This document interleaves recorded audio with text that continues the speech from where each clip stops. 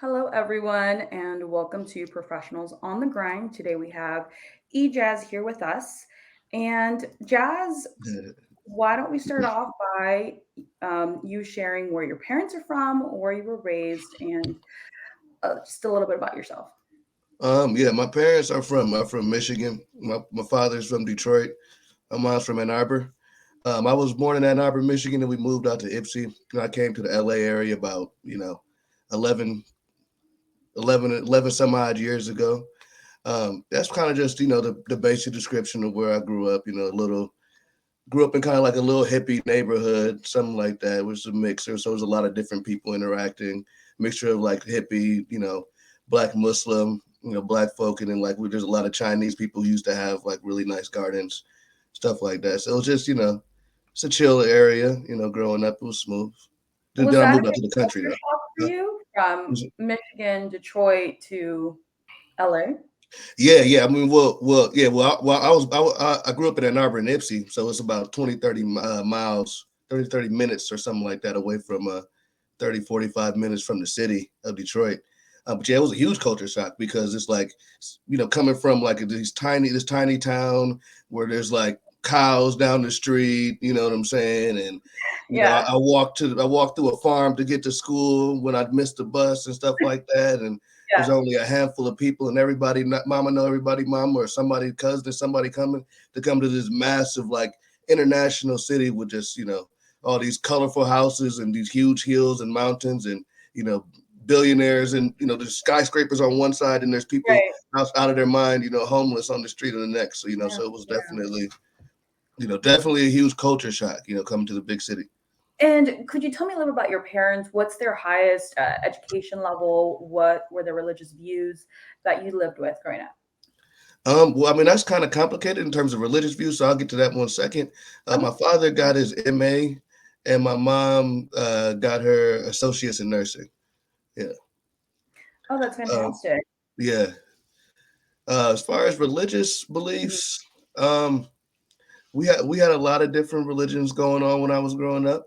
I was born Muslim, but we also did Christianity. We also did Buddha, and my father, he was into some of the Hindu teachings and philosophies and stuff like that, and then various other spiritual and religious schools of thought.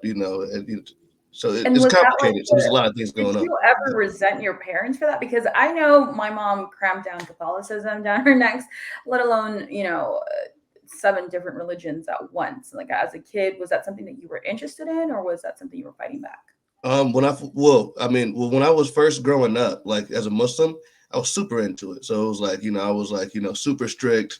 I was against all kind of like, I was like a religious zealot. You know what I'm saying? I was very strong reading Quran, stuff like that. Very deep off into it. As time went on, I got more in touch with like the, you know, spiritual and mystical side, of it as opposed to more of the strict, orthodox, you have to do this X, Y, and Z like that.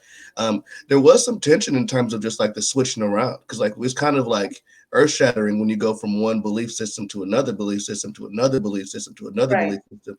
So you have some of that resistance when it comes to all the shift because you're trying to figure out exactly what's going on. And then at one point, I was getting off into Christianity more, but then my dad was, doing some other stuff. And so I was confused about the relationship between those two. And then, some people want to go back to Islam, and it's like all this kind of stuff kind of is like, it's complicated. It's It complicated. It's a is, of complicated course. psychological experience. But I And think you build, you learn from it. out of curiosity, as a Latina Mexican American, the males rule the household. Did you have that similar upbringing, or did your parents share that equal, power within themselves? That's complicated, but no, definitely was not male dominated. Okay. But it's complicated because like when my parents were together for the time period that they were, there Mhm. was varying rules and roles and like there was various understandings of what job a man is supposed to do or what job a woman is supposed to do. And a lot of times it was just like what had to be done just out of necessity. You know what I'm saying? Right, So like, it wasn't as much like, there was still some of the traditional gender roles and stuff like that, right, but it wasn't like the men ruled the household or anything like that. You know what I'm saying? There was always a back and forth when it comes to power, when it comes to who can do this or who does that, or who's the breadwinner, or who's not the breadwinner, right. because my parents, when they had me, they were young, they were still in college. So there Uh-huh. wasn't really like an established, like, you know, family that was there. We were kind of moving from place to place, stuff like that. It Right. wasn't so much like, you know, dad, built the house with his, like back in the day, dad built the Mhm. house when he was young, and mom, was a school teacher and stuff like that. We were kind of all over the place, and they were real new age kind of hippie vibes too, growing up. Right. So like they had a different perspective on like gender roles and as well. So Right. No, there's the that. curiosity came because I know religious, usually the person in power in the family dynamic gets to decide what religious path the family takes on. At least for us, that was what occurred. So the back and forth of the constant change in religion, was that something that your father sort of went on to do, or what did your mom feel about all Um, it's complicated. Uh, that? because when my parents met, my mother converted shortly afterwards to Islam, and then over time, eventually we moved back into Christianity. But a lot of us moving into Christianity was due to my mother's interest in it as opposed to my father. Long story short, at least, because my dad at that time he had kind of become kind of a religious spiritual freelancer, so he was okay with drifting into different spiritual traditions and teachings, and he wasn't trying to like we were never forced to be well, I guess when we were kids, it was strict Muslim when we were young, but we were never really forced to be, you know, you have to go in this one way or this other way, um, Right. and then That's also nice. like, and, huh, Oh, that's nice. yeah, That and then you. when I was older, because after my parents split up, and then my stepdad came in the picture, he was into like a lot of conspiracy stuff, so that's a little. It's Okay. always free thinking, at least with our section of the family. Now with like some of the others, it's still free thinking, but growing up there was a little bit more resistance to alternative, religious stuff. But no, we have a lot of stuff going on in terms of religiosity and spirituality. No, of course. And you sort of That touched makes into sense. something that's great, where both of your parents were educated. How did that impact you when it came to your higher education journey? Were they helpful? Did they know what FAFSA was? Did you have to figure it out on your own? Um, so it was like a mixture of both. Like on one level, like because the thing is like the game now is completely different than what it was like 20 When years they were ago. like, And oh, yeah. even like, if you even like even them knowing how to navigate it and to do certain things is like there's still those like administrative barriers and stuff like that that come into it. Like they weren't gonna like for a minute they weren't gonna let me into Cal State LA. So my parents were Really? helpful, so stuff like this. They weren't gonna let me into Cal State LA because I got like a D in an English class in high school, but that was just because I didn't like finish my reading logs or do some stupid bourgeois assignment that my teacher tried to make me do. Write He was journals out to and get something. you. I wasn't gonna do. I was doing my own thing. I was hanging out with Right, my friends, smoking weed and talking about life. You know what I'm saying? of But course. yeah, no. And so I got a D in the class, and they were like, "Oh, well, you can't." And I was like, "But I got a 3 on the ACT. I mean, 3 on the ACT. No, I got a 3 on the English AP test. So like, I It have the overcomes. college credit. So why Yeah. would So we had to. But my dad kind of showed me and walked me. He showed me, told me, well, you got to tell him this, and hopped on the phone, and then he was kind of the person to just like push me into stuff a lot of times. So that was That's a lot of fantastic. his teaching was just to push me into stuff. You got to handle it. You got to do it. As far as FAFSA, I pretty much had to negotiate that one myself.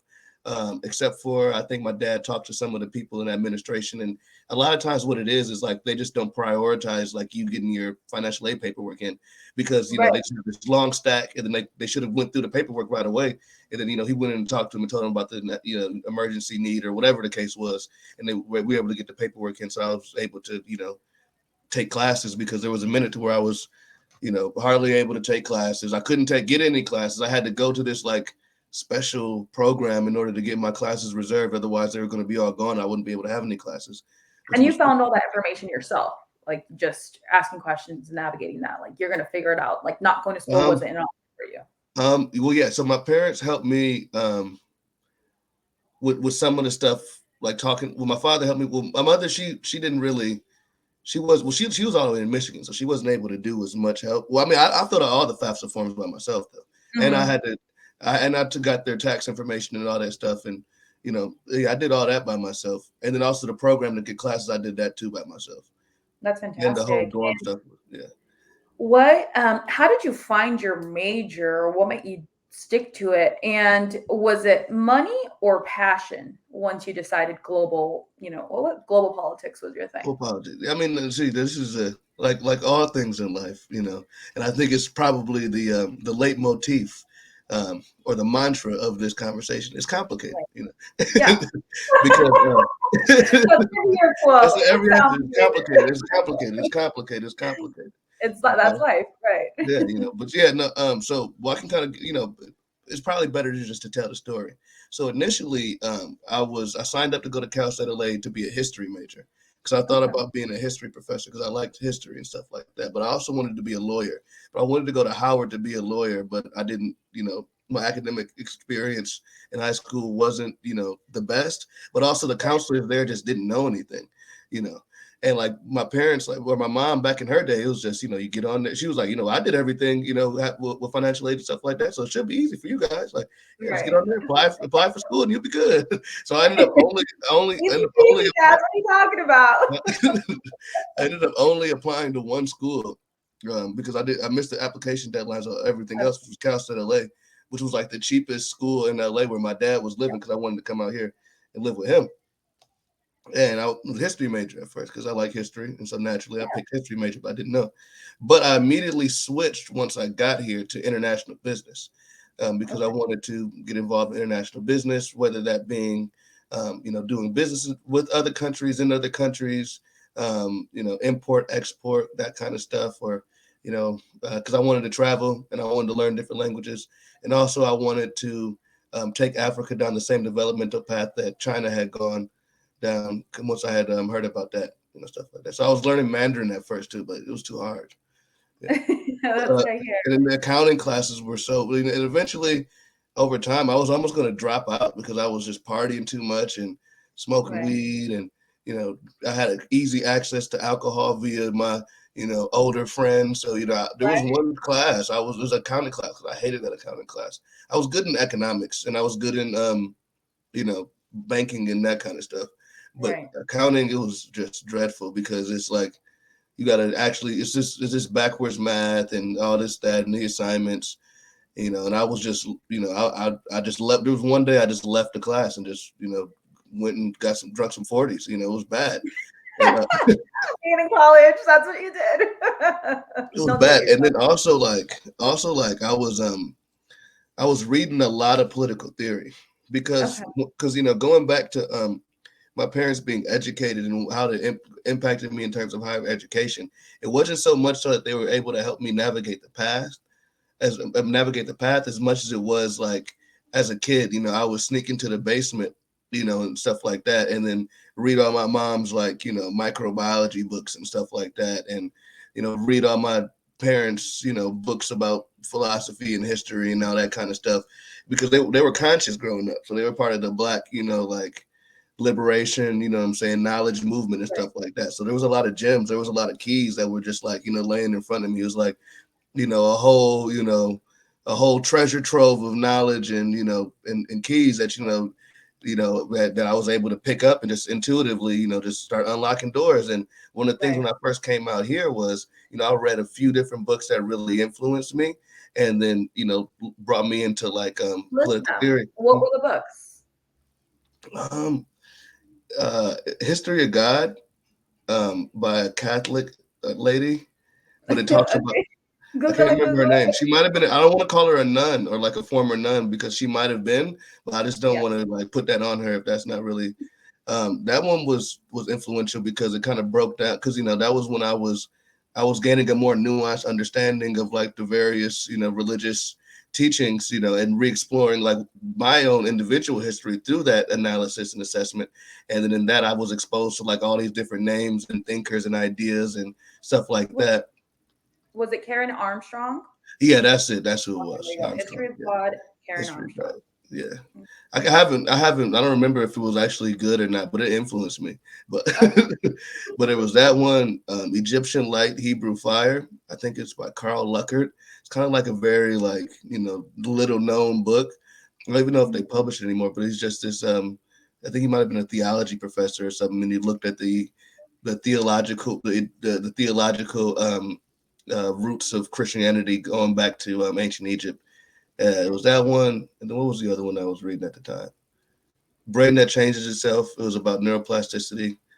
And Uh, how old were you reading these books? 17. Yeah. Wow, that's Yeah, fantastic. I mean, I was a weird kid, man. You know what I'm saying? But there was that one, the neuroplasticity book, and then what was the other one?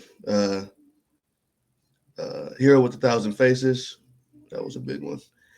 And then later on, I read a bunch of other books. So I don't want to Right. name drop too many, but so I kind of got the habit of just reading books, Hmm. for myself, and like reading philosophical stuff, and so like I'm reading all this political theory and stuff like that, and my friends are like, you're reading the stuff that's assigned for our classes, on your own, and, just come into a lecture and like listen and see if you like it. And I ended up attending to multiple different lectures, and I changed my major to global politics. But I took a lot of political theory classes, and I wrote my master's thesis in political theory. But Well, that's hold kind of on. That network of friends, they were global politic majors. Like, how did you meet them? global political theory, political science, through just partying. Actually, yeah, yeah. Okay, Yeah, I mean, besides like your that's books. what like you just hang. I mean, that's what like college is supposed to be about. It's like like back in Germany back in the day when Marx and all those guys were writing their critiques, they used to just go to the bars, get hammered, and what I'm saying, and discuss things and like make moves through that. Like that's a networking Right. move. You know what I'm saying? 1000%. And full Yeah, disclosure, Jazz and I partied a lot. so And his name in college was Intellectual Dreads. Quite the that's intellect on still my campus. name.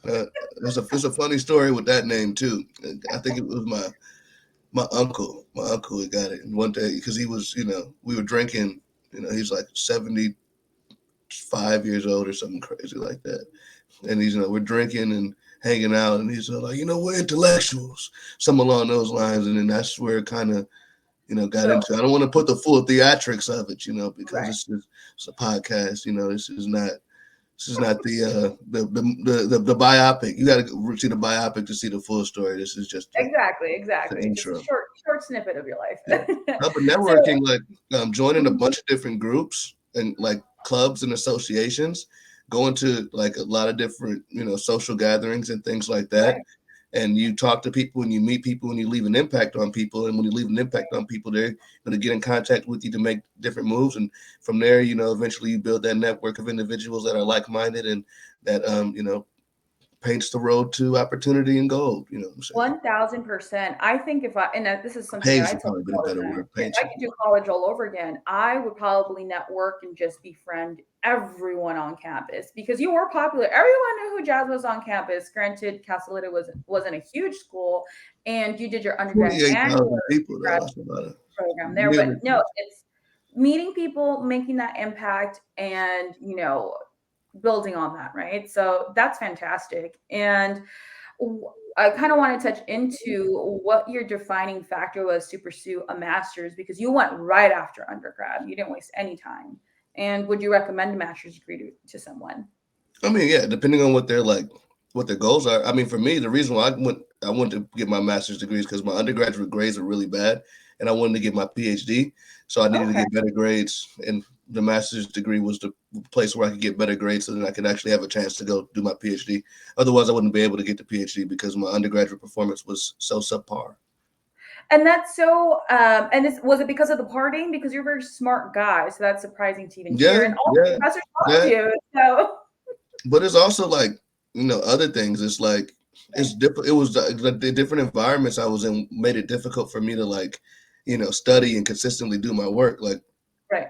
sleeping on couches and, what I'm saying, and bouncing from here to here and not really having anywhere to stay and, surviving on top ramen and, you know what I'm saying, And those 40. little those little vending machine snacks and being Yeah. in the dorms and out the dorms. And, it was kind of difficult for me to really like stay focused, a lot of the Of times. course. So initially, and also I was jumping around, like I said, through different majors.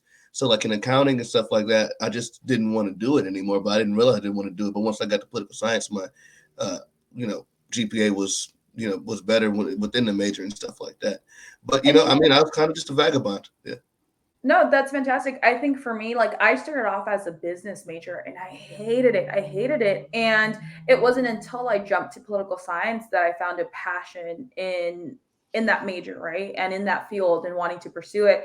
And again, if you are unhappy in your degree or college and you just feel like it's not for you, you're probably just not in the right major. You don't know how to Yeah. apply that or how you're going to move that forward to your life. And that kind of segues into what you do now because you are in litigation, right? So, what did you prepare to get into that field? I didn't prepare at all. Pretty much, Were you just applying to jobs? no, pretty much is like this, So like, I took a seminar on jurisprudence with the Damien in the MA program, which was pretty dope. So I was like, I like law, I like legal activity, I like Hmm. jurisprudence. I can probably excel in this field. And then so I just started applying to a whole bunch. Well, also like I was like really broke, you know what I'm Right, saying? Because like they don't pay you anything. Like there's literally no opportunities for like working inside of grad school unless you like, I mean, like within the school. Like it's not like you have like right, all these TA opportunities, all these GA opportunities and stuff like that. And it's not like there's like a whole bunch of, so I was really, really, really broke. I was unemployed, you know, and I started applying to a whole bunch of different places. And I went on like several different interviews. And then this one job popped up. The requirements didn't seem too heavy. And then it was like, class action. I was like, okay, I like class action. As a Marxist scholar, I was like, wow, a class. Like what kind of right, class actions are we going to be doing? Let's get into some class warfare and stuff like that. So and I was also interested in employment law. So then from there, no experience, kind of just hopped in, and it was rough. There was like I had to like learn it on the job, learn it as I went. You know what I'm saying? Like I had to just like figure it out like throughout that whole process, like getting the job, because figuring out how to work it, and then yeah, like moving up in it. because I was going to ask you, like, how did you transfer your global politics skills or degree into litigation? But I think it's mainly the type of person that you are, right? You're very diligent in how you study, how you analyze, how you research already. Was it that you just needed to get an interview and you knew how to sell yourself, or what was that like? Were you like calling the offices, showing up to the law firms? No, so I had went on maybe three. I had gone on maybe two interviews before that. None of them in the legal field, but one of them was like to be like a tutor or something for Mhm. like kids doing SAT. That Okay. one didn't go so well. It was my first interview, so I kind of like Yeah. bombed that one. Yeah, it was bad. Well, actually, it was okay, but I just started talking about stuff that was completely irrelevant. She seemed like she was a cool person, but I think as far as like doing the job, I probably should have focused more on that as opposed to just Right. chopping it up with her. Then I had another interview with like some organization, part time, something crazy, like $13 an hour, awful. Oh. Um, and then there was a couple. I had like multiple interviews, and I came in. They talked to me, and they there was like this whole little panel, and they were all. It was nice, it was cool, but didn't get that one, thank God. Um, and then I had like this over the phone interview with like this research company or something like that, and that was cool. We just talked about stuff. And then this interview, I kind of just went in. And then I got the interview, and then I like gave them a call a week later, and then they offered me the position. Because it still is an emerging law firm at the time, and they were looking for people, to do a lot of a variety of different tasks. And I think, Right. for me as the thing that for me as a person that impacted my ability to do the job, just excuse me, I'm a little under the weather. That's why I have this, throat coat, echinacea, little peppermint going on, little concoction. Um, but yeah, so it was the combination of me just, my research skills and my ability to learn things. I think that's Right. one thing about grad school, that at least if you get a research degree, because there's other degrees that like are more along the lines of like professional development or like giving you a technical skill.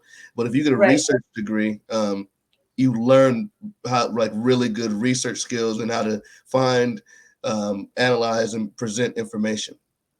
So was that. So it was my ability to do that, and find, analyze, organize, and present information, in large amounts of it. And then political science is very relevant to the legal field in general, just Okay. because you kind of go over the different institutions and stuff like that. So it was not anything that was like completely alien to me, despite Right. my limited knowledge in the field. Um, but also in philosophy, um, you learn like argumentation and logic and stuff like that, which is good for you know uh, a law firm and stuff like that. Right. And would you say your failed job interviews prepped you for this interview? Because I know for me, I noticed that my interview skills, even over the phone, weren't great. And so I took notes on my own and figured out, okay, what am I doing that my questions or my answers aren't landing? It's not something that they're responding positively to. How did you improve yourself once you started noticing, like, I'm not getting any job offers? What do I need to do to fix that? Um, um, I'm not sure. I mean, I don't know. I just got more confident. I think that's Okay. kind of, I didn't really like have that have so much that like because it was only a couple interviews before that. So like so I kind of just got more confident. I was just more confident, and I just uh No, that's yeah, I huge don't know. because I don't know. confidence no. No, Yeah, that's great advice because people can tell when you're nervous in a job interview, and you shouldn't be nervous for a position that you feel 1000% confident that you're able to do. And yeah. that's fantastic advice because a lot of people don't realize how nervous they sound. And if you sound nervous, most likely you're not going to do well, right? Or be liked or something like that. So confidence is key. My next question is for someone trying to get into litigation, what should they be doing to prep for the position of this nature? What is it that you do day to day? Okay, so it's kind of nuanced. So like it's both, how do I how I mean, so okay, so in particular, I don't know, so it's litigation, but really what it is that I do is What do you do, Jazz? I kind of wear a lot of different hats, so it's kind of hard to like really describe what I do in my work right now. But essentially, like, most of it is like investigative work for the various claims that are made in, wage and hour complex class action lawsuits. Complex because it's a lot of people, you know. So so a lot of what I do is find out who done it, when they done it, what they did, and then develop the theories as to why this occurred and why this is something that's problematic on like a on like or rather endemic, or is problematic throughout the entire uh, I want to say class, but throughout the entire like time period, throughout the entire class period, that this company has been consistently doing these wrong things to everybody, and therefore there needs to be a remedy on a class basis. So pretty much it's finding the facts and then synthesizing those facts and coming up with theories. Right. And this is a question of, you don't have to answer it, but do you enjoy it or is it a job? Um, I mean, but I feel like there's like there's two sides to that, Okay. because I enjoy working. It's not like I'm having. It's not like it's like like it's not like I'm dancing or something like that. It's it's Right. work, but it's like I enjoy working. I don't have a problem with work. You know, but it is a No. job. I do things that I don't want to do, but I enjoy. But I think that's the biggest thing. If I was to ever give, well, that's probably the biggest wake up call. I think like, and when it comes to maturing and developing knowledge, is like life is all about doing the things that you don't want to do and being able to do whatever you need to do when it needs to be done, and doing it efficiently. Like it's Right. so important. Like because when I even going back to like before in accounting and stuff like that, like I didn't do what I didn't want to do, you know what I'm saying? Or reading this book. I don't want to read this book, so I'm not going to do it. I don't want to do this, so I'm not going to do it. But that's not the way that life works. Life works in such a manner that you have to do what's necessary, you know, and you have to some extent enjoy doing what's necessary. Everything you're not going to love doing, but you have to develop that capacity within yourself to be able to do things that you don't want to do, you know, and then, Right. you know, No, I was just gonna say, I feel like a lot of people misconstrue them being unhappy because a job eventually becomes repetitive, right? But at the end of the day, your position sort of funds your life, right? So what I tell people is, yeah, you have your 9 to 5, but then that's what your personal life is for, right? You have a job that pays the bills, and then you get to decide and express yourself in whatever manner you'd like after you clock out, you know? And so when you're choosing a career, look at the organization that you're doing and see if it's enjoyable. You know, a job isn't going to be fantastic. We're not like pro athletes where it's fun and engaging and, you know, entertaining and there's all this like reward to it, where a job is a passion in a field that is great. And again, being the best at what you do is always fantastic. I think we had a conversation and you're like, "Oh yeah, all the lawyers love me." Like everyone in the office was highly I might have impressed. just been I might have just been being arrogant at that time, because sometimes I like to do that. It was as a joke though, as a joke though. No, no, but here's the thing. I know I really value my professional reputation. If my professional reputation is on a trajectory or just really positive and people are talking, you know, great things about me, I really enjoy that. So that's the quality of work and the level of work that I'm willing to put into something. I don't know if you kind of share that. I feel like you do in a Yeah, I mean, sense. yeah, no, I definitely want to ensure that everything that I do is done well and done to the best of my ability. I don't like things to be Mhm. sloppy. But you know, I think when it comes to like repetitive, I mean, I don't like doing repetitive stuff. I hate repetitive work. So I make it a point to not have to do repetitive work. But at the same time, sometimes the repetitive work is necessary to do the work that's more free and creative. But I think if somebody is like upset about having to do repetitive work, then they just have to get the skills and like do what's necessary in order to put themselves in a position to where they have more creative control over their activities.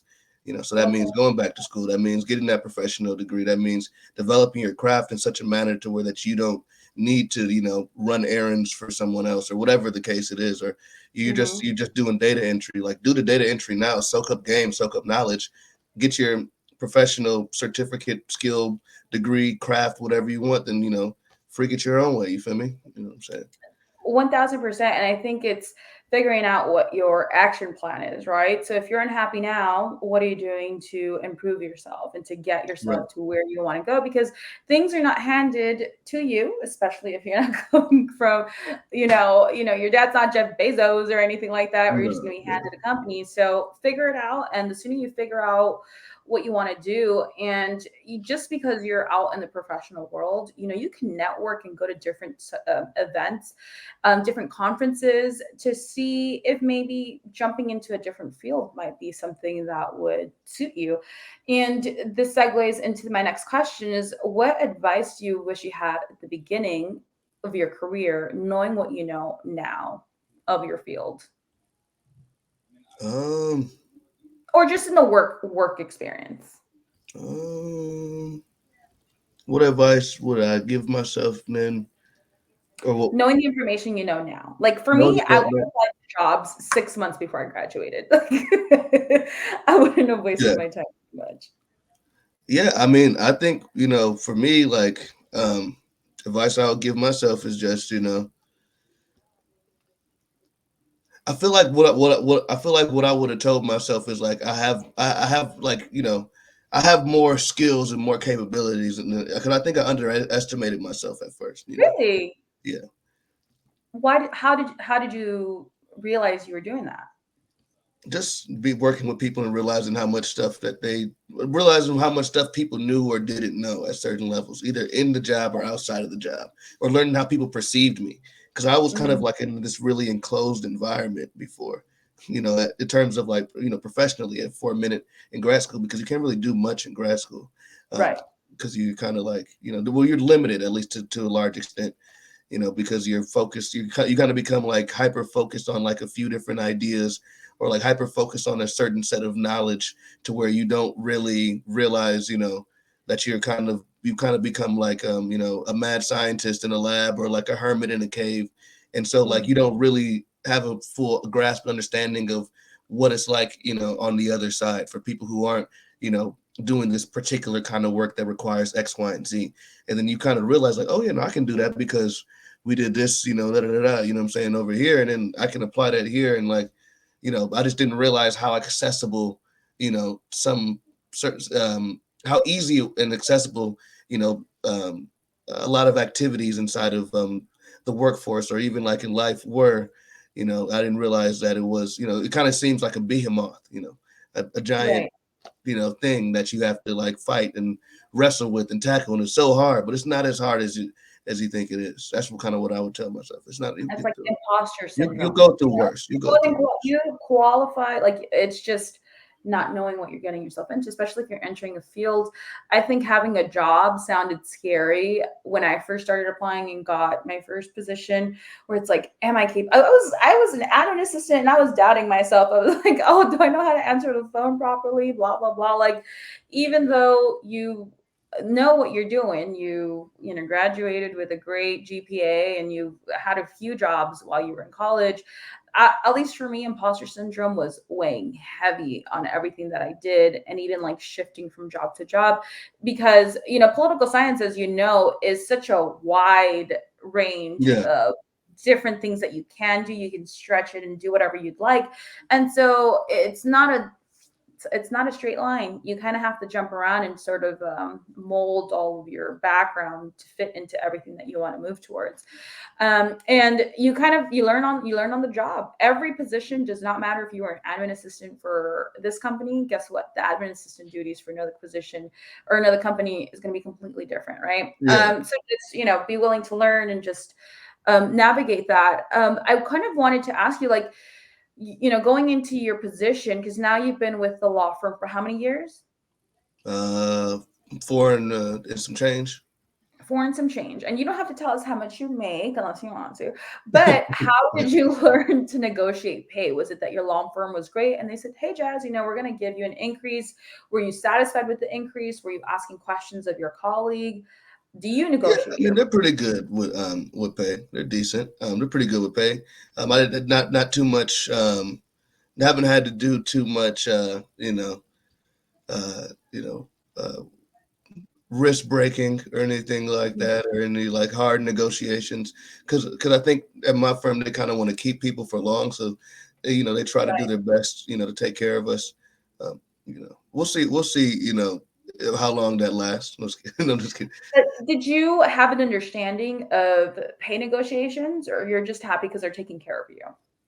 I had an understanding of pay negotiations, because I talked to my dad about it before, and then also I Googled it, and Google I Googled it. it. Yeah, I talked to my dad about it, and I Googled it, and also I looked at the just like there's like a bunch of different websites on Google, like where you can calculate what your salary ought to be, like pay scale and stuff like that, whatever it's called. And so I just researched, did my research, and estimated my value, and I knew that I may have to negotiate it if necessary, stuff like that. They take care of you, which is fantastic. So shout out to your law firm for taking Yeah, care I of mean, you. Yeah, it no, was. it's important. I was happy when that Yeah, no, conversation initially happened.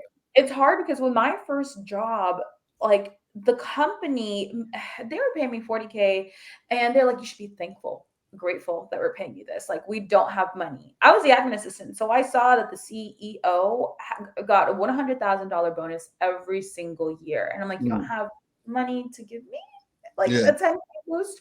And the mission statement was quite scandalous because it was like affordable, income, or like, what is it, a livable wage for all of LA County, blah blah blah. yeah, yeah. And so it was quite hypocritical, but I was also in such a desperate time in my life because I had also been out of a job for 4 months, and the culture was be grateful because they had a temp agency on retainer. So you could get fired day of and they'd have someone to replace you that exact same day. Mm, So it was very toxic. And then I had to learn, okay, you know what? I'm not going to get a pay raise here and there is no room for promotion here. I now have to go and take my talent elsewhere. And my right. salary boost is going to be with a different company. So for me, it was, a learning experience that now I feel more professionally mature that I'm going to ask for more money, and I'm going to Mhm. make sure that I know what my talents are. But it's something that I had to learn. I was getting paid crumbs. I had a weekend job, Jazz. I was working 7 days a week. A lot. And That's a lot of work. Yeah. yeah, exactly. And, I had to make that sacrifice. But me working two admin assistant jobs, because luckily, and it's Craigslist, I got on this job on Craigslist of all places. I was working in a dance studio as their admin assistant on the weekend. And I said, you know what? I know I want to leave this company. Let me accelerate my resume by having two admin jobs. And then that way, my next position, I get to elevate that forward to something else. And so that's how I sort of like fudged my resume to, Mhm. double Yeah. down on that. So I Yeah. recommend you do that as well. So, and there are weekend positions if you are looking for something like that. So that's what I Yeah. recommend. And, I did want to ask you, and this is a sort of a personal question. I know you said you want to go to through the PhD route, but would you consider law school? Yeah. I'm considering law school. The thing about the PhD is kind of difficult, at least in this field. Not necessarily intellectually as much as it is. You Mhm. kind of have to uproot yourself and travel around the country potentially. So because like for me, like with political theory, it's not like a household PhD. It's not like some of the other. It's not like chemistry, to where you can go to pretty much anywhere and get a chemistry PhD. Political Right, theory is very niche, and there's not a lot of schools that either offer it or schools that offer it well. And then when it comes to choosing your just the program that you want to get into, you also have to research the professors. And the professors, that you want to work under have to be somebody you want to work under for like a very long right, period of time. You're putting your passion and your kind of like your life project in their hands. So you want to get it into a good program where you could have professors that are going to be able to advise you as such. Otherwise, it's not really worth it. And I'm right. at the point in my life to where, like, being uprooted from my very loose foundations here in Alhambra, California, aren't entirely isn't entirely what's the word appealing. Isn't Mm, isn't isn't appealing. right, But the only thing about law school is it's expensive. It costs a bunch of money right. because And you're the bar association is a cult. So you have to pay your, why you is have it to a pay your call? fees, Hold and on. you have to sacrifice sacrifice 7 ewe lambs and give a bunch of thousands of dollars, even though it's not even like Right, the money isn't commensurate to what the education gives you. It's more just the ability to practice. You got practice, to have that hierarchy as opposed to it being like, oh, these people went to law school and they're like, you know, they have the law. They have the right to practice law, and they deserve it because they went to law school. It's more of a initiation ritual process, right. stuff like that, Okay. as opposed to And doctors who so what, because if you go to law school, you're gonna be a lawyer, right? If you go and you pursue your PhD, what are you going to do professionally? Like, do you want to go teach? What is that? Yeah, I'll be a professor, but I'll probably do a bunch of different. I mean, I always do a bunch of. Even if I go to law school, I'll be a lawyer for a minute and switch the style up. I'm always making moves. Of I'm not, course. I'm not inside of one lane. You know what I'm saying? It's like Jay-Z said. With the top off, switching 4 lanes. I don't like if it don't bling bling. You know what I'm saying? Money ain't it. It's just we switching lanes. You know what I'm saying? You're not gonna box me in, no matter if I'm going to law school and paying the bar association millions of dollars, and it doesn't matter. Right. And to kind of segue into, field work or just being a young professional, what would you say the best advice you have ever received is or has been? Like the best advice I've ever The received in best terms of advice that you put into practice right now and that you would pass on to someone else. best advice. That's kind of hard because I got a lot of game. You know what I'm saying? A lot of Share things, a with lot of me. Share your gems. top five. Share your top five Top or five. Let three. me think. Let me think. Let me just think. Like, Yeah. what's my? Well, I mean, kind of what I said before. Like, become a master of learning. Of become a master of doing what you don't want to do. Hmm. That's huge. Um, you know what I'm saying? There's one thing that my father used to say that either one of his old teachers or one of someone who was read used to say like treat little things like big ones and big things like little ones. What's another one? It's another gemstone. No, so those are those two. But I had something I was thinking of in my head. Oh yeah, there's another thing. My stepdad dropped this on me a couple years back. He was saying that one of his boys was like a Navy SEAL or something, but he wasn't the same size as everybody else. You know what I'm saying? He was smaller than everybody else. He wasn't as strong as everybody else. So he knew that he wasn't going to be able to you know intuitively or naturally be able to jump over that ledge or the little hedge and they doing yada yada yada. So it's necessary to recognize and know exactly your capabilities, whether that's extreme weakness or whether your arm doesn't work in this kind of capacity. So that means you got to give more attention to this part of your body or this part of your mind or whatever it is. So know thyself and to supply thy wealth. You feel me? And then um, what's another jewel? Free game right now. This one Right. is It really is. It really and is. another jewel is like I was reading this Forbes article about like CEOs preparing for the coming recession, and I can't Yeah. remember which president it was that used to say it, but it might have been even like Winston Churchill, one of those old white guys who somebody who makes money and you Right. know has an empire. But he said that planning plans are useless, but planning is invaluable because because plan that may or may not happen. Like you can have a plan like this is what I'm going to do in the next 3 years. Whoop woo. Chances are it's not going to go like that. But planning is essential because planning exposes risk and weaknesses and allows you to prepare for what you're going to do when certain things happen. If things go well, what are you going to do?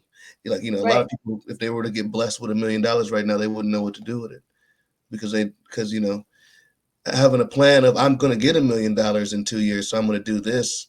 That's whatever. But if you're planning, what do I want to do with my life? What am I going to do? Consistently evaluating, know thyself.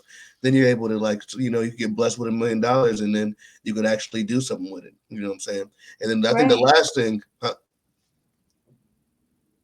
did you say?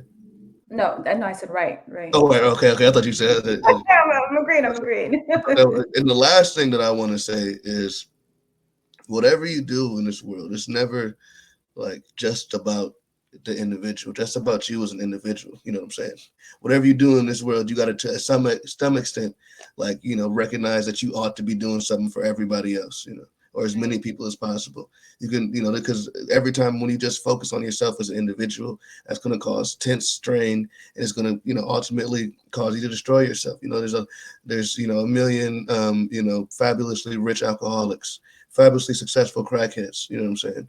You don't want to be that. You know what I'm saying? You got to take care of what's in here, and then with all your blessings, you got to spread it out to other people to the best extent that's possible and to the best extent that makes sense. You know what I'm saying?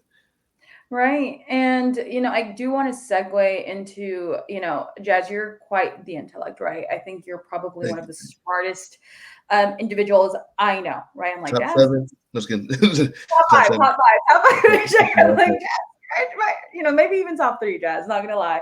Oh no, I'm You actually are you're well read, like you're well versed in philosophy, you're up to date with what's going on in the world. And I sort of want to talk into as someone who wants to, find, be well read themselves.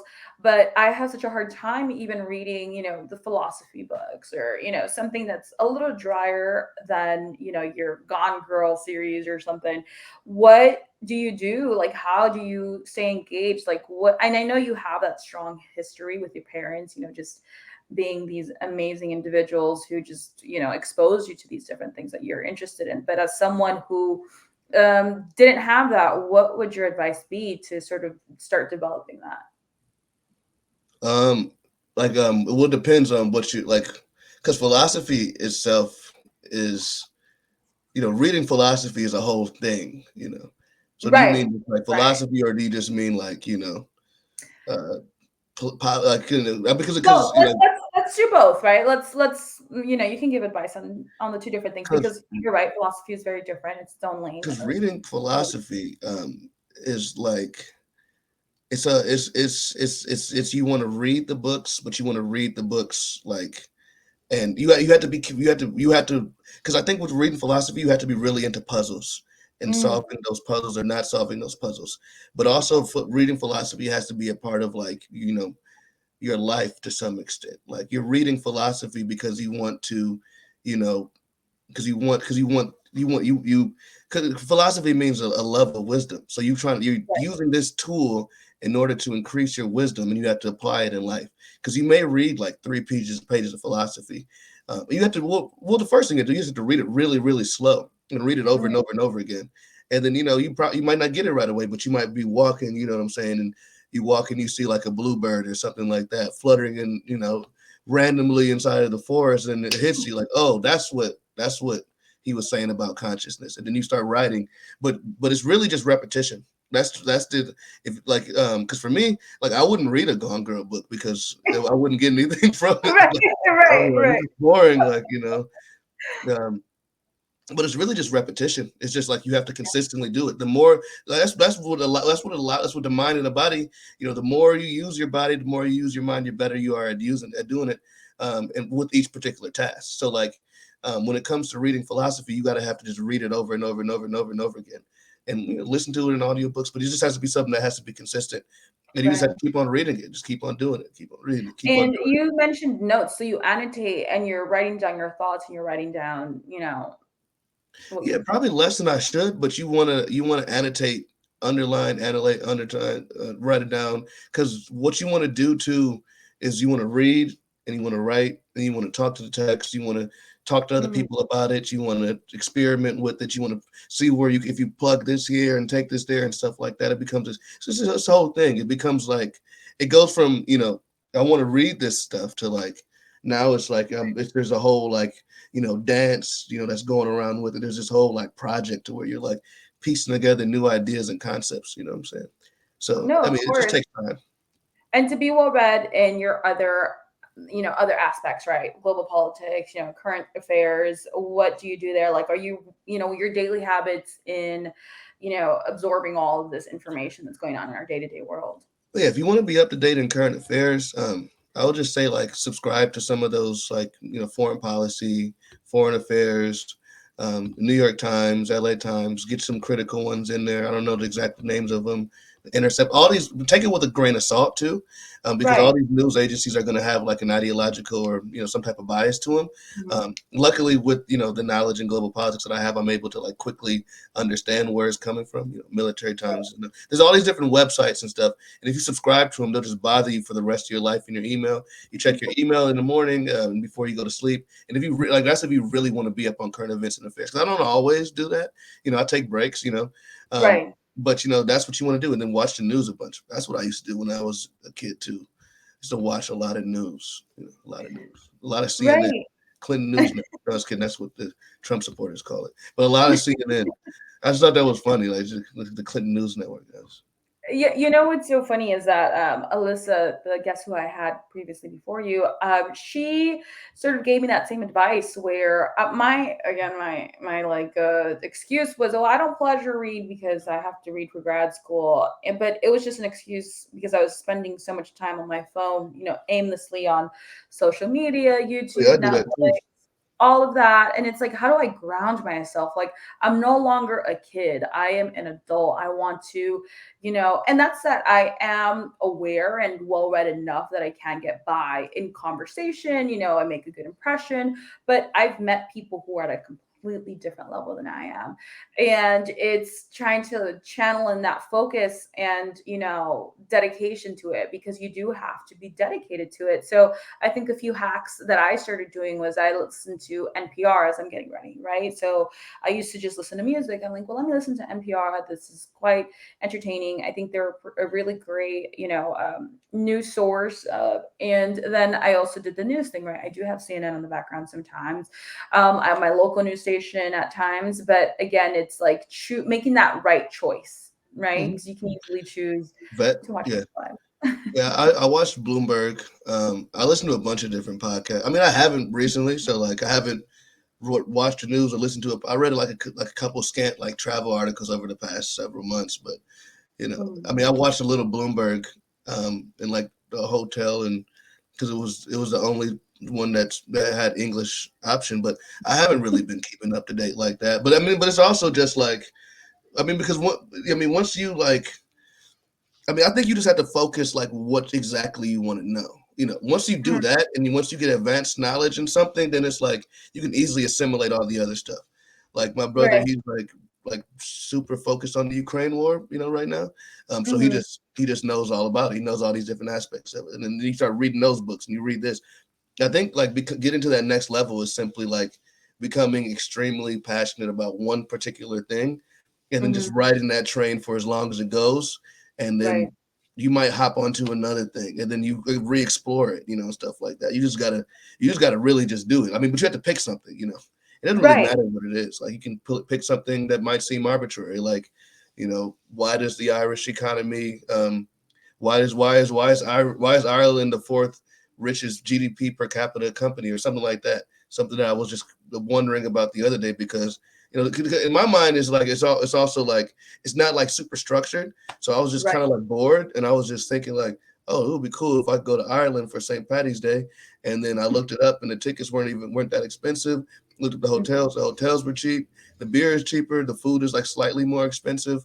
So I go to Yeah. all these different sites to like figure out the how much how valuable that trip would be. And then I looked up Ireland and Ireland. I looked at the Irish economy, out of curiosity, and it was like Ireland is the fourth richest company GDP wise, and I was like, that's weird because Ireland doesn't seem like that rich of a country. It's behind like Right. Liechtenstein and all those other weird small European micro countries. Um, but the thing is that Ireland is a tax haven. So all these companies put their headquarters there, and that boosts the GDP. Is what Krugman called a leprechaun, economics. And I just did that like browsing Google, So it wasn't even I don't rock it, So it's just stuff like that. You once you just get into the habit of it, then you just order random books off of Amazon and just read like 200 pages of them, and then put it down and never read it again until like 3 months. Then you read another 200 pages and you finish the book, and in between that you can read. What I used to do in school too was I would get bored of doing the assignments, so instead Okay. of like because like part of the psychology behind it is you don't want to consistently like just focus on one thing for too long. At least when Hmm. you're first doing it, you want to stop, do something fun, stop, do something fun. So sometimes I would just stop and then just like randomly browse the internet, or I would stop and I would just randomly do this, or like listen to a podcast, watch a documentary, so that I'm still staying on task to some extent, but I'm not just I'm playing that psychological trick on myself that I'm doing something different, even though I'm doing something very similar that can help what I'm doing otherwise. So Kind of essentially, your breaks are within the same realm. You're not just, going to stop writing your 10-page paper to be on Instagram. You're going to stop your 10-page paper and listen to something that's uh, similar, or, simultaneously on that exact same wavelength of yeah, what you're trying yeah, to or accomplish. like That's or smart. like yeah, or like you're writing your 10-page paper on Jean-Paul Sartre, and then you're like, no, I mean this is boring. All these French words are weird, and this being and nothing and depressed.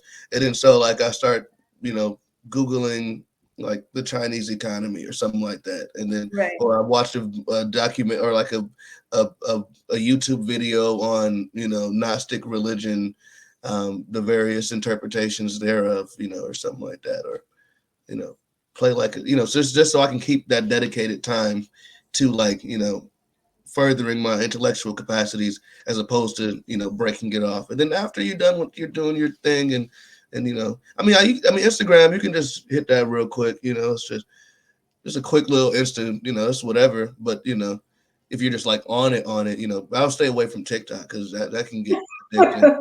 So I'll be up at 3 o'clock in the morning watching Yeah, the it's a seven trap. different It's a seven trap. different type of niggas in the Bronx, stuff like that, and it's like I shouldn't be watching this, I should. No, and that kind of like is maybe you have some insight on how you develop yourself to get to that next level, right? Like, do you set goals to yourself? It's like, oh, my writing can use some improvement. How do you structure yourself to start coaching yourself, right? Because we're no longer in school now. Any self improvement is coming out of yourself. What do you do, and are you able to assess yourself? Yeah. I assess myself a lot.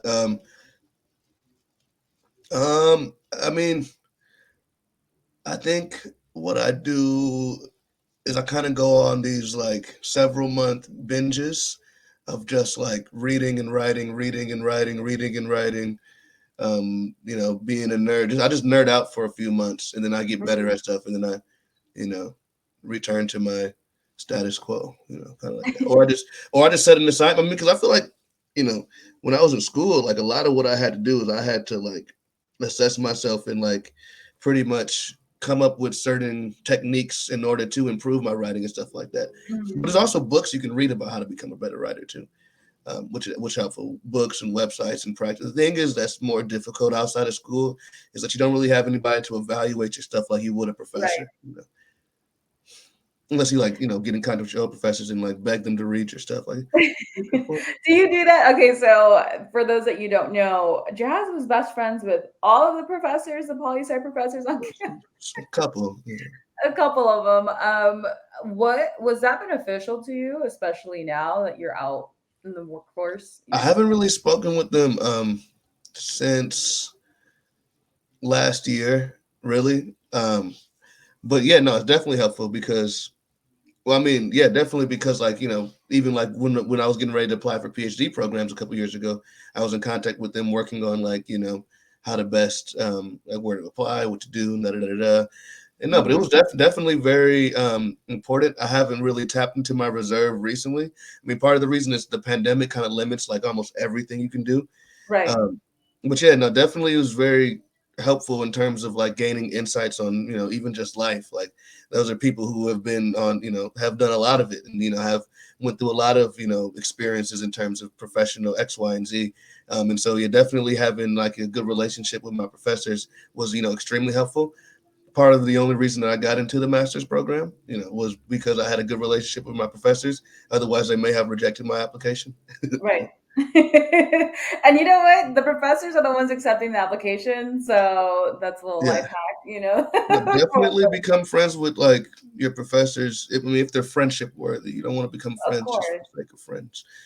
Yeah, friends with your professors, friends with everybody that you can soak up game from. That's Right. important. And before we officially started, you kind of touched on something.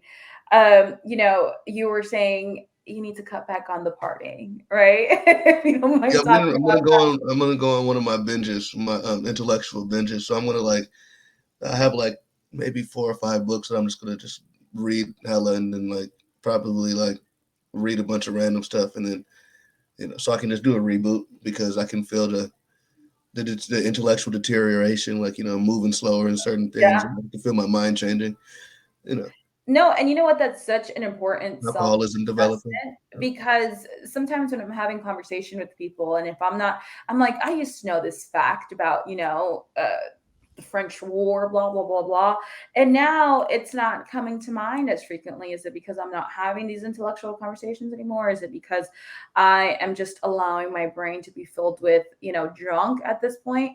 And what do I need to do to just sort of have that reboot for myself, right? Where when you're in college you don't realize that college party and lifestyle does seep over once you graduate, because now you just have a job. You're not getting graded as long as you know how to do your position. Yeah. You're going to get paid. So what was that like for you when you went into the workforce and you're still partying? Um, When I first started, I was hardly partying at all, because I was because what I would do when I first started, yeah, I almost didn't party like ever. I used to just like I used to wake up at like because I was also like sleeping on like the floor of my dad's apartment, so I Yeah, would wake up at like 5 a.m. Kids screaming and yelling. Eventually wait for my turn to take a shower, right, take my shower, Uber share to work or get a ride, Uber pool, get to right. work Back like when it was maybe, a thing. huh? Yeah, back when Back that when was a thing, it was a maybe thing. maybe get like a good like get there a good 15 minutes early, go get some McDonald's breakfast and a coffee, go into work, bust out like 8 to 9 hours because it was a lot of work back then. Then Right, like immediately hop on an Uber pool to a campus. I was auditing a class on Deleuze. Then some days I would do that. Then other when I didn't have class, I would just go home and like, or I would go straight to the library and just read. And so I would either go to the library and read, or I would go to the class and I would read afterwards, and eventually I would make it back to my dad's apartment and then try to get some shut eye. Even though I got right, very low sleep at the time. Once I eventually moved and got to my own place, um, then I was able to do more partying, but I still very limited at first because I still had mhm, to finish up my degree. But eventually, I just was like, I was like so stressed out, and I was doing all this stuff, and I was new to the game, and I was like, anxiety and stress, and nearly having panic attacks or whatever it was. So I was like, you know what? Let me just slow down, take a break, because also I presented a paper at an academic conference. So right, I was going to my writing group. I was auditing a class. I was working, long hours, new job, didn't know anything. Trying to manage the housing situation. And so during the initial period, I hardly ever partied because I didn't have any time to, and I didn't right, really have any area to do it because, I was staying with my pops, and then when I first moved out here, I wasn't able to do it as much. But then once I finally did get settled in, once I got the ability to like finesse like my job, and I got better at it to where it's like super easy, and once I got to the point to where I was able to easily just bang out like because it's kind of a gift and a curse. Like right. when you get really good at academic stuff and really good at work stuff, you know, and it can be easy to get into like, oh, well, I can just drink a few beers because Mhm, I'll just wake up in the morning and boom, boom, boom, it's good to go. You know what I'm saying? I can just write this up real quick, like or like I'm drinking a beer while I'm writing the paper because I've done so much that it's not even necessarily like gonna hold me back that much. You right, know, but then eventually, it gets to the point to where it's like you kind of like sit back and look at your life like I'm drinking a lot. It's hard to law firm too because a lot of people drink in the law. I'm drinking a mhm, lot. Let me like kind of like reevaluate. Let me look within and see if I can kind of dial this back a little bit. And also like I kind of like doing my like sobriety benders. Um, just because you can learn a lot during that time frame, and eventually like humans are creatures of habit. Once you build that neural pathway, you're gonna get you're gonna just start to like just automatically do it. Like I notice like the way that my brain works at certain times. Like I'll see something or I'll hear something or something like this, or I look at something and the questions that automatically generate come from when I'm consistently asking questions about the economic or the philosophical background, or like at work I talk to a lot of people about their employment issues. So when mhm, somebody tells me that something happened at work, I automatically think in my head like, okay, like is what's happening illegal? You know what I'm saying? It's automatically the questions just already happened, stuff right. like that. Where he creatures a habit. So like I think that like just having that being self-aware of what you're doing and then like facing also like the why are you drinking so much? You know what I'm saying? Right. Like what is within you to where you're restless and you can't find peace, and like what you have to like kind of look at yourself and like be real open and have that tough conversation with yourself, not to sound schizophrenic. Not at all.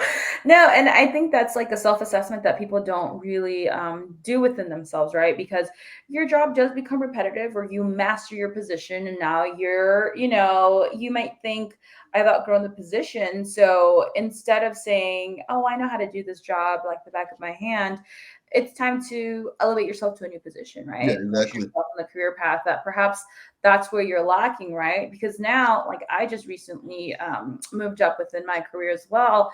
And, knowing when you've outgrown something is such an important professional, like a check-in, evaluation, and assessment. All the same words. But Yeah, it's like it'll help you just use that, energy into something positive, right? Because yeah, again, it's easy to go party every weekend when like, oh, once I clock in, I know exactly what's required of me. I'm right. Or like excelling. every day. Exactly. Yeah, exactly. Or it's like I work from home. It's cool. I think for me, one of like my bad curses, it's a blessing and a curse. I don't get hangovers, right? So to Oh, me, like, and I'm still, I'm 30, I'm still not getting hangovers. And I'm like, "Oh, do I take advantage of this or do I just allow it to sit on the background of my life where it's not ruling me? It's not something that I really care about. And I have other focuses that I want to, achieve. I have goals. I don't just have 3-year goals. I have end goals of what I want to do. I have side projects. Like, for example, I did feel like my last position, I maximized everything that I was going to achieve within that position. yeah, And I assessed not only my professional life from 8 to 5, I assessed what I was doing on the back end. Like, what am I doing? I'm just watching TV. yeah, I'm not doing anything. I cook, sure. Sometimes I work out, but I'm not painting anymore. I'm not writing. I'm not reading. yeah. What other Sure. projects can I do? And I think for this next like for instance this project here, it's helping others develop themselves based off of information that we had to gather, right? Right, So right. You can dig it. I had to learn my professional, ambition. I had to learn Right. what I wanted to achieve career wise. Luckily, I learned that early on, but some people are lost, in the sauce, or they're lost Lost in the in, sauce, yeah, they're lost just like in. Gucci Man said. What is his Shout out to Gucci. I can't I remember. honestly feel like, this is something of enrichment of giving back to, being the change you want to see, but also being willing to share knowledge because information is power. And all the information that I've ever received, I know has been powerful in my life. And it's Mhm. just giving back, right? And I Yeah, think for us, going into political science, that's what it is. Like we want to do great by, by the public and going into these fields and wanting to give back in every position that you've ever taken, think about what impact you're making. I feel like you mhm. you you brought that, into the conversation where, fulfillment comes with knowing you're making a difference. So Yeah, if you're not making a difference with the company that you're in, it's not the company for you, and I think that's where a lot of people don't realize or get stuck in the mundane day to day of like, oh, my job, my company's so miserable, blah, blah, blah. You're just not in mhm. the right field. But I did want to sort of Also, switch. it's capitalism, at the end of the day, like, Got it's you. capitalism, like, just like Mark said, is like, capitalism creates a situation where that human beings doing regular human stuff is like their free time. And then the majority of, well, that's no, scratch that. Um, I'm not gonna do the full because I haven't read it in so long that I'm gonna give Okay. like a weird interpretation of it. But essentially, you know, Someone fact check him. yeah, that's because I worked that out in my head, and I'm like, let me read. This it'll come at a different date. You know what I'm saying? It We'll might be have an you back on. Instagram We'll have you post. back on. Yeah, yeah, but I'll come with that.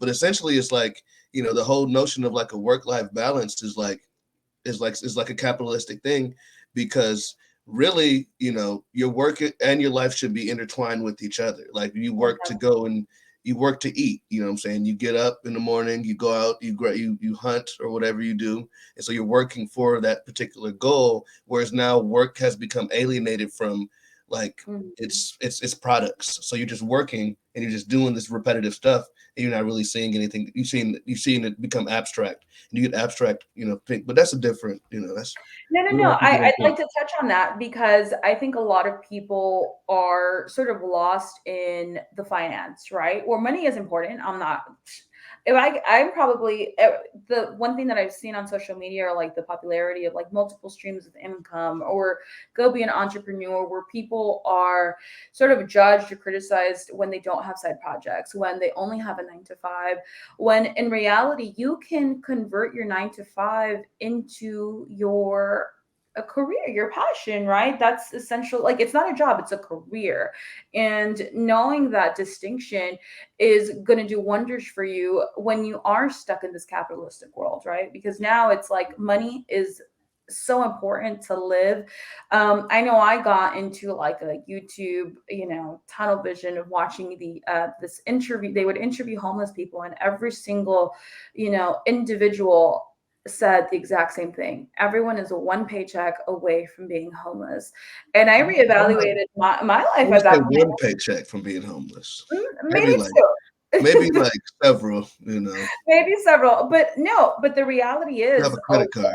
vast population, perhaps, if you lose your job today, what does your bank account look like, right? Will you able to sustain yourself? Most people don't own their home. I rent an apartment, Yeah, so me it's too. like assessing and sort of realizing where you're at in life, where um I think for you and like kind of gauging into like a side project, I know you and I reconnected once I went back into grad school because, as you know, Jazz is very intellectual and he had already gone through his grad school program. You can just call me a And nerd. Just call it I like it was is. like, I was like, Just a nerd, you know. We put all these flowers, words, intellectual. I'm just really, really nerdy. no, but that works in your favor because you went into grad school and you knew how to strategically read what is it, an article, what term? I start school on Monday. Oh my gosh. Academic journal. My bad. My apologies, Yeah, everyone. article, journal article. A journal And article. I A had journal no article in an academic journal. So yeah, you were right. It was valid Right. Yeah, article. yeah, yeah. I was like having such a difficult time because I was reading everything. And I had talked to one of my other friends and I said, hey, and Colbert, you remember Professor Colbert from Castle LA, he had given a class to some of his students dedicated solely on how to skim it to get all of the information that you needed. So when I called Jazz, I'm like, Jazz, can you teach me how to properly read this article, scan it so that optimizing what I'm absorbing without wasting Mhm. my time reading every single thing. Yeah, And you were so gracious enough to one help me and two give me advice that I wasn't able to pass someone else because then I recommended Jazz. And I do want to sort of I know you're still in the developing stages of this, conceptual. but it's one of your passion projects that you eventually want to start down the line if you want to sort of talk about that and you know Yeah, I mean, one of the things that I was thinking about doing, amongst a lot of the things that I think about doing, Mhm. is kind of creating some type of system, some type of extracurricular, entity or lesson where you could kind of like teach people how to like succeed inside of schools. Like you're maybe like tutoring or mentoring, whether that's writing, whether that's how to strategically read a journal article and stuff like that. Because a lot of these things won't be given to you if you Right. go to a school, unless you're going to but because a lot of other schools have like a whole bunch of resources because they have a lot more funding. But some of Mhm. the state schools, you don't get that stuff exactly. Or if you do get it, you have to kind of go through this process to where you meet with your professor and office hours and stuff like that, which is Right. great, but it's not necessarily ingrained into the educational system. Right. So one of the things that I was thinking of is like, yeah, I do pretty good when it comes to analyzing, synthesizing, information and writing it and reading it, is maybe kind of like create a mechanism through which people who are starting off in grad school who may not have those resources that you have at other schools or with other people who kind of just need a little bit of assistance. Maybe for a lot of people who are going back to school, Right. and they didn't really study that kind of stuff undergraduate. So like kind of just, developing something, some kind of educational resource, for people to, tap into, what I'm saying, stuff like that. That was what I was talking about. That's what we have been talking about because I kind of gave her a few keys, on how to like go through the Mhm. article and assess it and stuff like that. And I'm constantly, my sister, she's doing her PhD down in Emory, Georgia, in political science. So I'm constantly like helping her with, different stuff, and I'm telling her about how I would go about it, how I do the arguments and stuff like that. And I feel like that's part of that. When it comes to talking about like doing self assessments and stuff like that, and trying to keep yourself, alive and kicking post grad or post Right.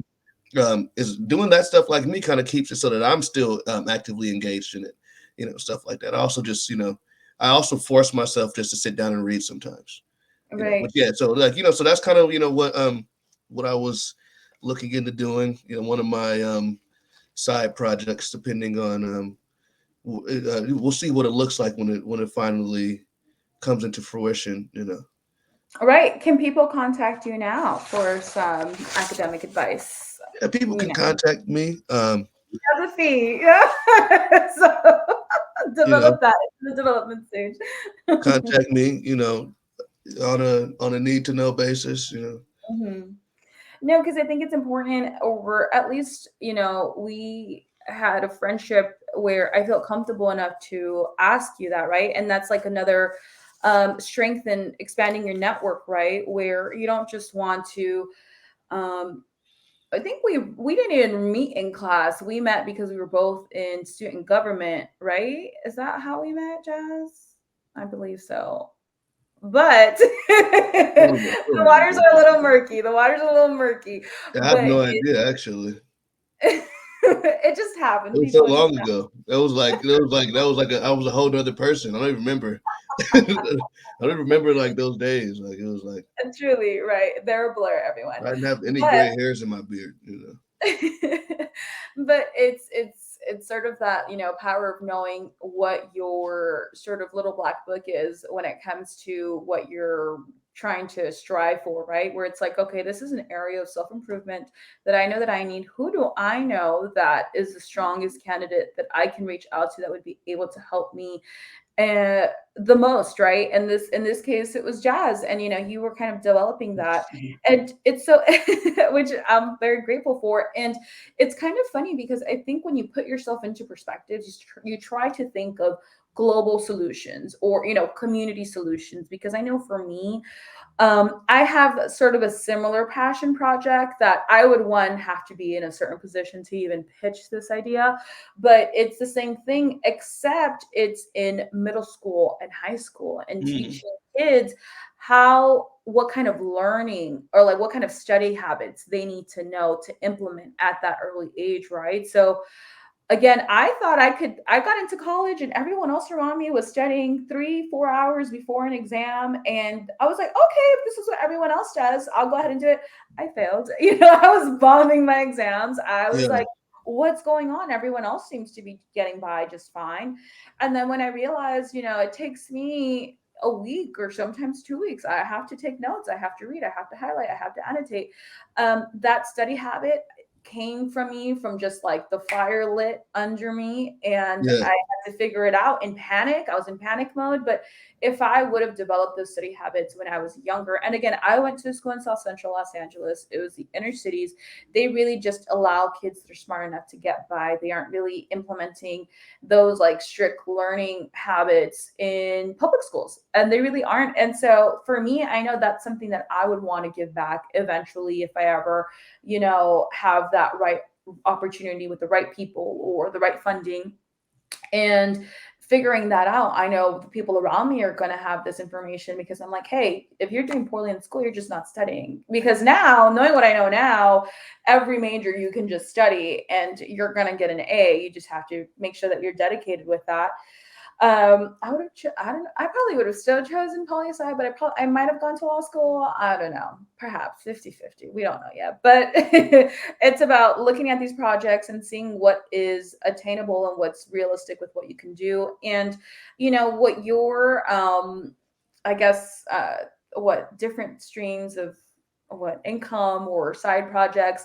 They don't have to necessarily be another part-time job. It could be a passion project that will really elevate you into happiness. Because again, now as young professionals, it's, what are we giving back? What are we Yeah. giving back to the community? What are we giving back to people? So yeah, so if anyone wants to reach out to Jazz about grad school, assistance or anything like that, he's a great contact. But don't bombard him too much. Hasn't Yeah. developed it yet. Wonderful. So I think, I also kind of want to ask you because I did, take a look at your resume and you Well, have my resume something. has a bunch of weird stuff on there, so don't quote it too much because I that won't. was like an I old, won't. I won't. I promise. the old. I have some random stuff in there. Not sure if it's even legitimate. Like I might have just made some stuff up on there, so I haven't looked at it in years. Plagiarism. It's probably a downloaded resume from No, I Google. wouldn't plagiarize, but I might have taken creative liberties.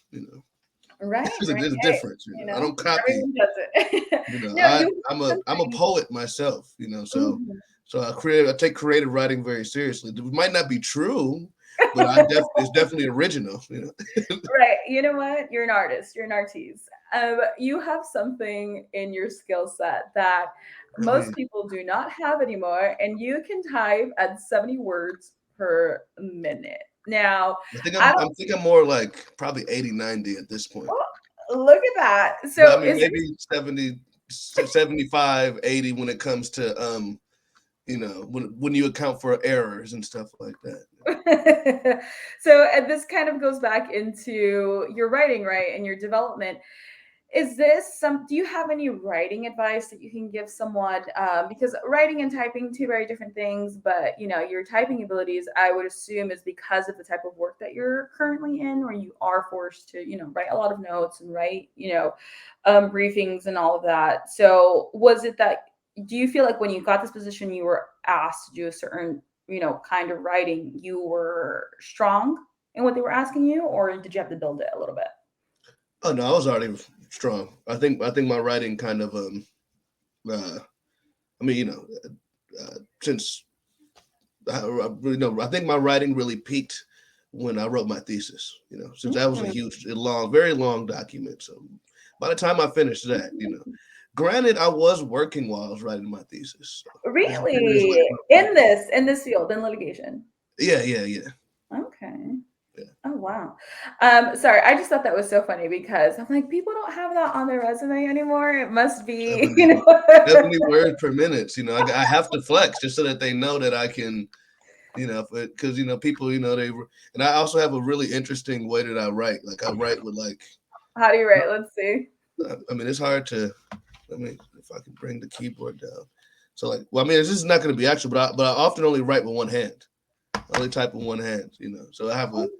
Well, I mean, I guess it's convenient when you're eating lunch and you just want to get stuff done. But Yeah, why? I do one hand, and it's kind of almost like I'm playing the piano. I just don't do the regular QWERTY, bourgeois, fascist, QWERTY, ASD. No, I type, sporadically, but I type really fast. Well, with one hand, you type faster than I do. I don't think I have time for 1.2. both. I have a backup. I switch, switch off. It's not at the same time. Well, no, I appreciate the honesty, but I appreciate having you on and all of the information that you have shared with us. I think to sort of close this session, would you like to end it with any last minute remarks that you feel like would be um, useful for someone out there in the workplace, going to school, just Yeah, I mean, you know, uh, ain't nothing to it but to do it. Like on that Martin episode. No, but really, ain't nothing to it but to do it. yeah. I think there was this one. I was at the gym, and we was just chopping it. Me and this one random dude about like working out and whoop de whoop. And he told me, he was like, "Look, man, the heaviest weights inside of the gym are the two that you lift at the front door. You feel me?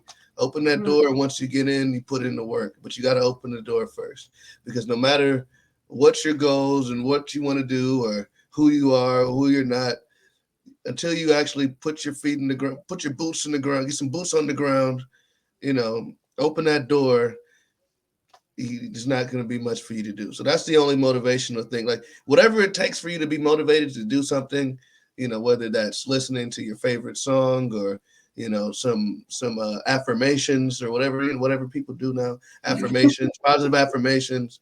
Me, I usually just listen to a Hegel audiobook. No, I'm just kidding. Just whatever you need to do it, put that thing on, you know what I'm saying? And turn your swag on and just get it done. You don't even have to question about how you're going to do it as long as you're doing something, especially when writing, Right. With writing, you just got to write. And then it's like, it doesn't matter if it sounds stupid or whatever. That's what's rewriting. Rewriting is the most important part of the writing process. And I feel like inside of your life, rewriting your life is the most important part as opposed to the first stage of writing it. You know what I'm saying? Right. And I guess I do, like, selfishly, what books would you recommend a professional read, like, now? It depends, like because what they're into, like what do they want to, what can you give me like what Sure. kind Like, what are you reading now? How about that? well, I'm actually not Yeah, reading just anything pick at the a book. moment. Yes, pick a book. Not reading anything. Well, I'm actually reading the concept of like what's it called? Creating India, where it's a book about how this, the the process through which India was created as a modern nation state, which I wouldn't recommend anybody to read because it's kind of, I mean, unless you're interested in like uh you know uh political theory and political science and like nationalism or statecraft or like spatial politics or theories of space. I would recommend that for if you're into that kind of stuff. But like in general, let me think, what's a good book? um, Or I guess a book that, helped you develop yourself professionally, if you oh, like a read it. professional development book. Let me think. Yes, yeah. What's a good one?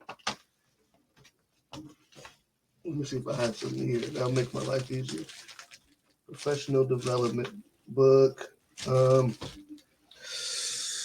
I'm terrible at giving like book If you don't have recommendations. it, you know what? It's all right. I think all of the information and the advice that you've shared has been quite valuable within itself.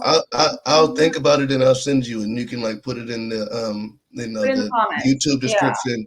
Book yeah. recommendation in the comments. There you go. But yeah, I can't really think of anything off the top of my head, at least specifically geared towards professional development.